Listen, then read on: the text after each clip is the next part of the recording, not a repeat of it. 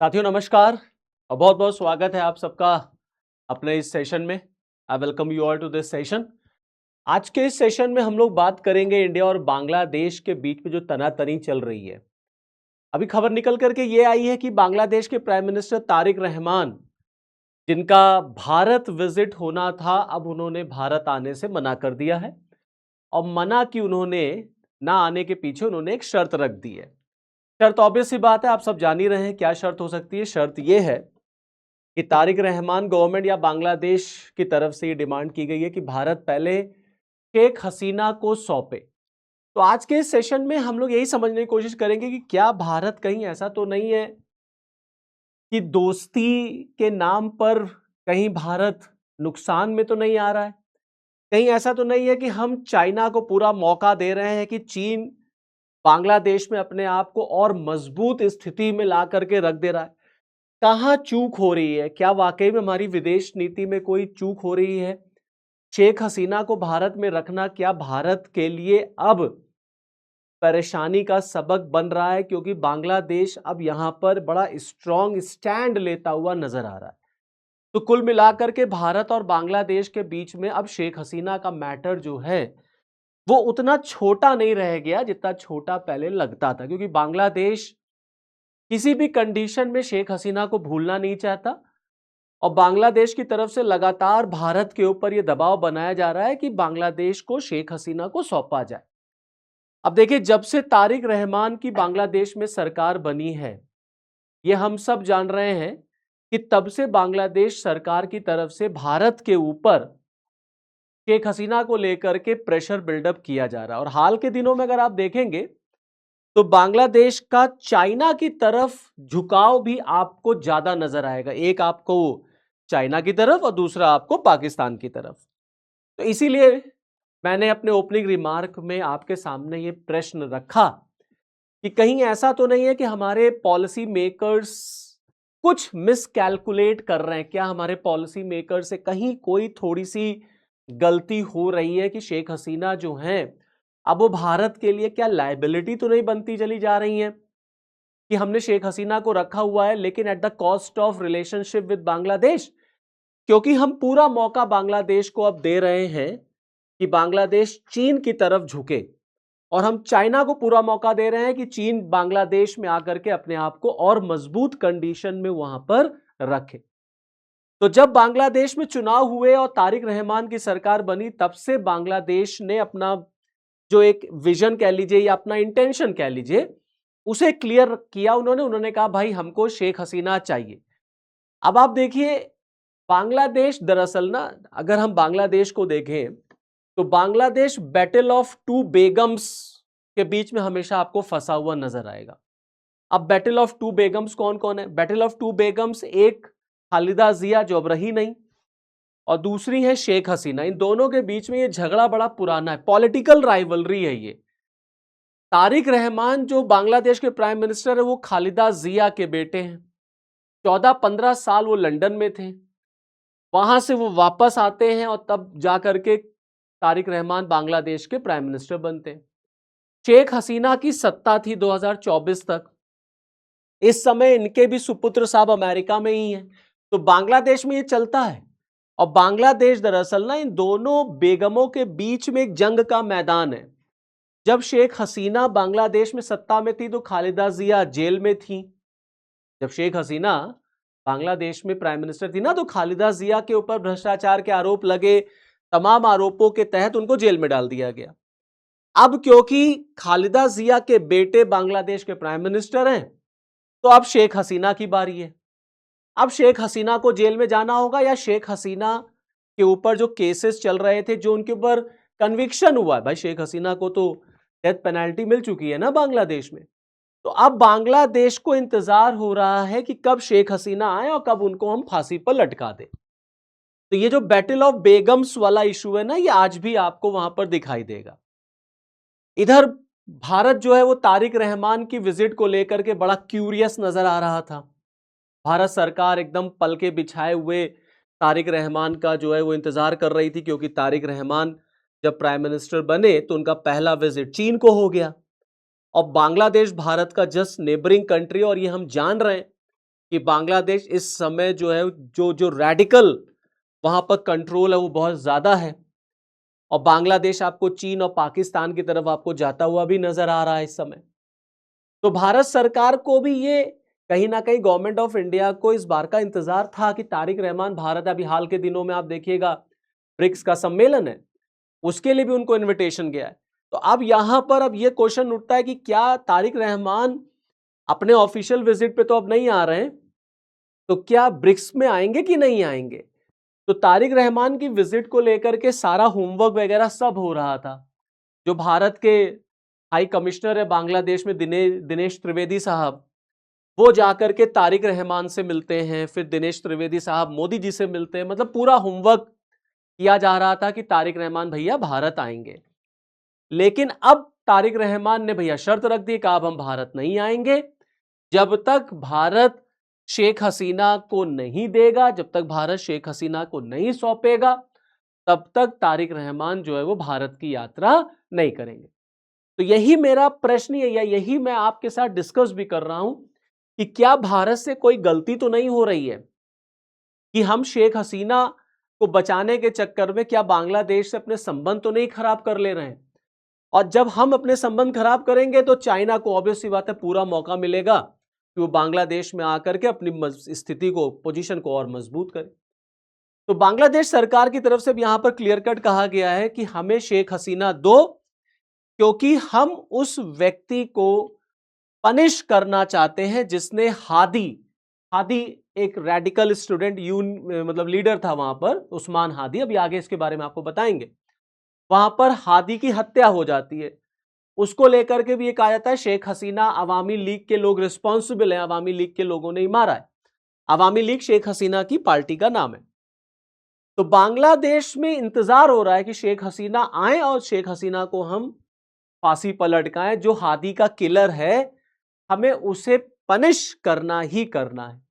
और यहां भारत जो है वो शेख हसीना को लिए हुए 2024 में जब शेख हसीना का तख्ता पलट होता है, बांग्लादेश में छात्र आंदोलन हुआ, उसके बाद वहां पर शेख हसीना को वहां से भागना पड़ा, वो भारत चली आई। तब से वो भारत में ही रह रही हैं, 2 साल से ज्यादा होगा, अभी 5 अगस्त को 2 साल पूरे हुए थे। और 5 अगस्त को शेख हसीना ने मीडिया को एड्रेस भी किया था, अपने लोगों को एड्रेस किया। उन्होंने ये बात बताई है, बांग्लादेश के लोगों से कहा है, अवामी लीग अपने वर्कर से कहा है कि हम दिसंबर में जो है वो बांग्लादेश जाना चाहेंगे, मतलब हम बांग्लादेश आएंगे, वहां के लोगों के लिए काम करेंगे, और जो भी मेरे साथ होना है अब वो हो ही जाए। उन्होंने ये भी कहा कि मुझे अब इस बात की कोई परवाह नहीं है, कोई चिंता नहीं कि बांग्लादेश की सरकार, वहां के चरमपंथ के लोग, वहां कट्टरपंथ के लोग मुझे मार देंगे तो मार दे। जो मेरे परिवार के साथ हुआ, जो मेरे पिता के साथ हुआ, अब अगर मेरे साथ भी हो जाए तो इस बात की कोई चिंता नहीं है। लेकिन हम बांग्लादेश अब दिसंबर में जाएंगे, ये इंटेंशन शेख हसीना ने अभी 5 अगस्त को मीडिया के थ्रू अपने बांग्लादेश के लोगों के सामने रखा। अब बांग्लादेश सरकार भारत से कह रही है कि आप इनको सौंपिए, हमें दीजिए। भारत सरकार as per the protocol, as per the law की बात करते हुए शेख हसीना को अभी फिलहाल वापस करने के मूड में नहीं। और यह बात हकीकत है, बात सच्चाई है कि अगर आज बांग्लादेश को शेख हसीना दे दिया जाए तो कल के न्यूज़पेपर में आप देखेंगे बड़ी बड़ी हेडलाइन, ब्रेकिंग न्यूज चलेगी कि शेख हसीना हैंग्ड, शेख हसीना को फांसी पर लटका दिया गया। क्योंकि वहां पर पूरी तरीके से जिस तरीके से वहां पर गवर्नमेंट है और जैसा वहां पर रेडिकल इन्फ्लुएंस है, उसमें शेख हसीना की जान कतई बच नहीं सकती। 400 से ज्यादा तो इनके ऊपर मुकदमे हैं मर्डर के, वैसे 600 से ज्यादा केसेस हैं। तो कहां आप किस किस केस में बचे? ऑलरेडी बांग्लादेश की अदालत ने इनको फांसी की सजा सुना रखी है, बस इंतजार हो रहा है कि भारत इन्हें सौंपे और हम इन्हें फांसी पर लटकाए। तो वही यहां पर अब क्वेश्चन बार बार उठ रहा है कि क्या भारत सरकार अब शेख हसीना को लेकर के क्या फंस तो नहीं गई है कि हम शेख हसीना को तो बचा रहे हैं, लेकिन भारत के बांग्लादेश के साथ जो संबंध है हम उसे बैलेंस नहीं कर पा रहे, क्योंकि तारिक रहमान खुल करके चीन की तरफ आपको जाते हुए नजर आ रहे हैं। और चाइना इस बात का फायदा उठा रहा है, इस मौके का फायदा उठा रहा है। वो बांग्लादेश में अपने आप को स्ट्रैटेजिकली वहां पर और ज्यादा पोजीशन अपनी स्ट्रांग कर रहा है, जो भारत के लिए इन फ्यूचर आगे चल करके चैलेंज हो सकता है। क्योंकि एक आपका पड़ोसी है पाकिस्तान, वो तो ऑलरेडी चीन के पास है, बांग्लादेश भी अगर चला गया चीन के पास पूरी तरीके से, तो पूरा नॉर्थ ईस्ट जो है हमारा, वो कहीं ना कहीं एक वल्नरेबल सिचुएशन में आएगा, क्योंकि ऑलरेडी अरुणाचल प्रदेश को लेकर के आप जानते ही हैं भारत और चीन के बीच में कितनी तनातनी रहती है। अभी जब भारत सरकार ने अरुणाचल प्रदेश पर नया मैप जारी किया, 27 वहां के जो क्षेत्र थे उनको रीनेम किया, उसी पर आप देख लीजिए भारत और चीन के बीच में तनातनी शुरू हो गई। तो अगर हम बांग्लादेश को पूरी तरीके से चीन की तरफ दे देंगे ना, तो ये स्ट्रैटेजिकली हमारे लिए कहीं ना कहीं एक बहुत बड़ा लॉस होगा। अब आते हैं उस बात पर, आपको बताते हैं उस्मान हादी कौन है। देखिए, मैंने आपको बताया ना, उस्मान हादी एक छात्र नेता था बांग्लादेश में। जब 24 में शेख हसीना के खिलाफ वहां पर छात्रों का आंदोलन हुआ, तो उस्मान हादी एक चेहरा बन करके उभरा था, एक चेहरा, एक छात्र नेता बन करके। काफी रैडिकल आइडियोलॉजी का ये माना जाता है, प्रो इस्लामिस्ट है, समझ रहे, हिंदुओं के खिलाफ, माइनॉरिटीज के खिलाफ जबरदस्त इसके विचार जो हैं वो वहां पर देखने को मिलते हैं। उस प्रोटेस्ट के बाद जो है, जब शेख हसीना का तख्ता पलट हो गया, शेख हसीना भारत आ गई, उसी के बाद कुछ दिनों के बाद ये न्यूज निकल के आई कि उस्मान हादी की हत्या कर दी गई है।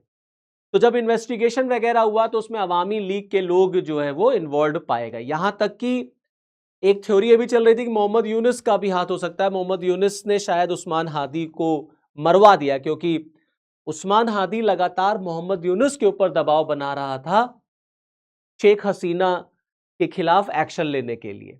और मोहम्मद यूनुस वहां पे तब इंटरिम गवर्नमेंट के हेड थे। तो अब वहां पर बांग्लादेश की जो सरकार है ना, तारिक रहमान की, मैंने आपको बताया भाई, इनकी मां जो थी खालिदा जिया, वो शेख हसीना के टाइम पे जेल में थी, और जब बाहर निकली तो उनकी डेथ हो गई। अब तारिक रहमान को यह है कि नहीं, मुझे अपनी मां का बदला लेना है, जैसे मेरी मां को इन्होंने जेल में डाला था, अब हम इनको जेल में डालेंगे या हम इनको फांसी पे लटका देंगे। तो भाई तारिक रहमान की सरकार इंतजार कर रही है, और पूरा वो गवर्नमेंट ऑफ इंडिया के ऊपर प्रेशर बिल्डअप कर रही है। अब यहां पर ये ब्लैकमेलिंग का खेल शुरू हो गया कि अब हम भारत नहीं आएंगे।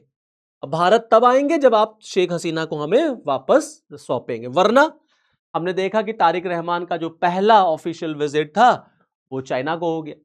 तो जब बांग्लादेश चीन की तरफ झुकेगा, तो इंडिया के लिए ऑब्वियस सी बात है, यहां से एक चैलेंज क्रिएट होगा। हम अपने पड़ोसियों के साथ बैलेंस मेंटेन नहीं कर पा रहे कहीं ना कहीं। और ये जो हमारे पड़ोसी हैं, अगर आप इनके साथ अपने रिलेशंस बिल्डअप अच्छे नहीं करेंगे, तो चीन इसका फायदा उठाता है। और हम सब जानते हैं कि भारत और चीन के बीच में कैसा कंपटीशन है और कैसी राइवलरी है। चाइना तो इसका ऐसे ही मौकों की तलाश में रहता है कि कब नेपाल भारत से दूर हो जाए, कब भूटान भारत से दूर हो जाए, कब बांग्लादेश भारत से दूर हो जाए, कब श्रीलंका भारत से दूर हो जाए। पाकिस्तान तो ऑलरेडी है ही है। तो अपनी स्ट्रिंग ऑफ पर्ल की पॉलिसी को चाइना जो है वो और ज्यादा मजबूत करता है। अब आप देखिए, तारिक रहमान जब चाइना गए, 13 इंपॉर्टेंट एग्रीमेंट्स उन्होंने वहां पर किए, जिसमें सबसे इंपॉर्टेंट एग्रीमेंट देखिए मोंगला पोर्ट का था। चटगांव पोर्ट ऑलरेडी चीन के पास है, अब मोंगला पोर्ट भी बांग्लादेश ने इसके डेवलपमेंट का कॉन्ट्रैक्ट चाइना को दे दिया। जब शेख हसीना की सरकार थी, तो मोंगला पोर्ट जो है वो भारत को मिल रहा था।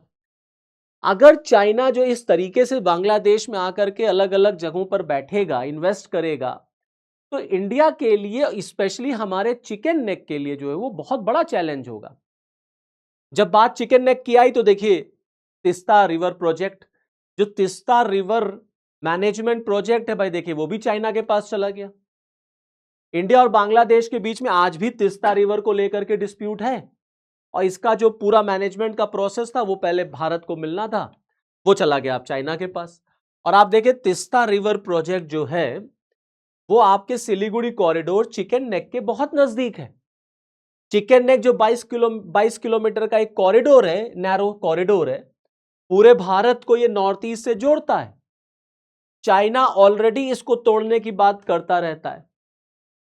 बांग्लादेश की तरफ से भी हमने देखा मोहम्मद यूनुस की सरकार में कैसे चिकन नेक को लेकर के वहां से जवाबी जो कार्रवाई थी, मतलब जो जो बातें थी वो निकल करके आई थी। तो ये पूरा जो आपका नॉर्थ ईस्ट है, ये भारत से जुड़ता है इसी चिकन नेक के थ्रू। ये जो चिकन नेक आप देख रहे हैं, ये चिकन नेक है आपका।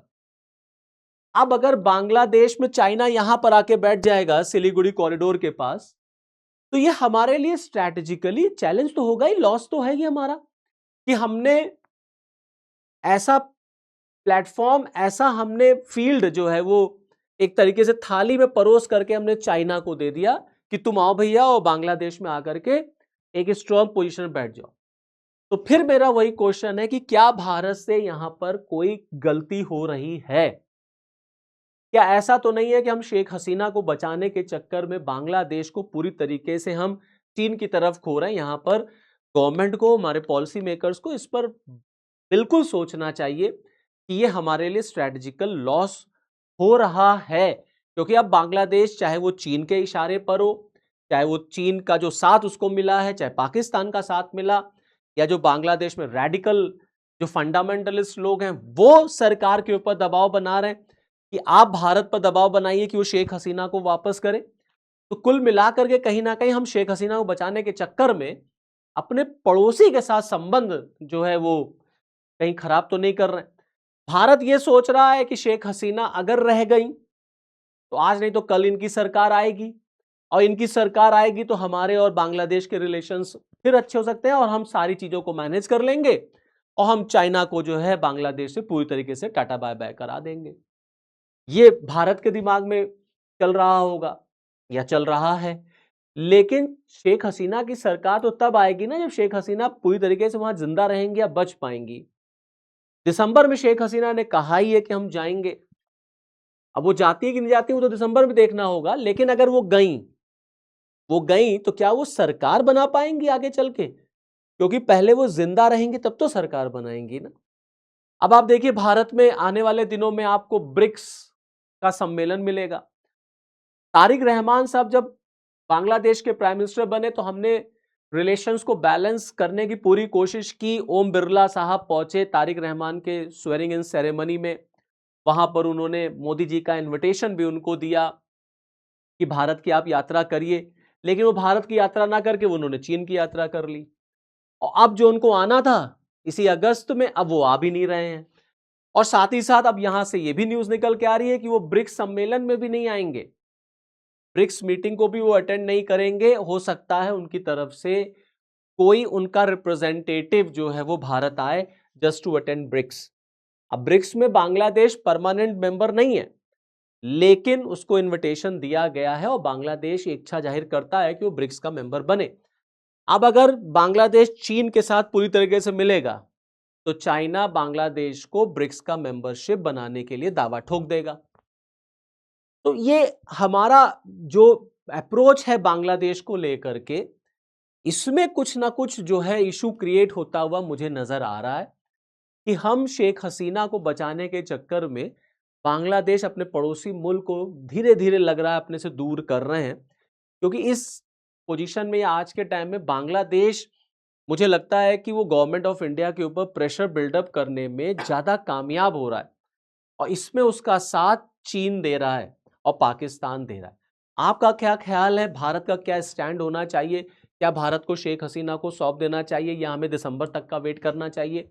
या इंडियन फॉरेन पॉलिसी ठीक ठाक चल रही है बांग्लादेश को लेकर के, हम कोई गलती नहीं कर रहे हैं? इस पे आप मुझे कमेंट सेक्शन में प्लीज अपने कमेंट जरूर दीजिएगा। तो चलिए फिर इस सेशन में इतना ही, फिर नेक्स्ट वीडियो में आपके साथ फिर मुलाकात होगी। जय हिंद।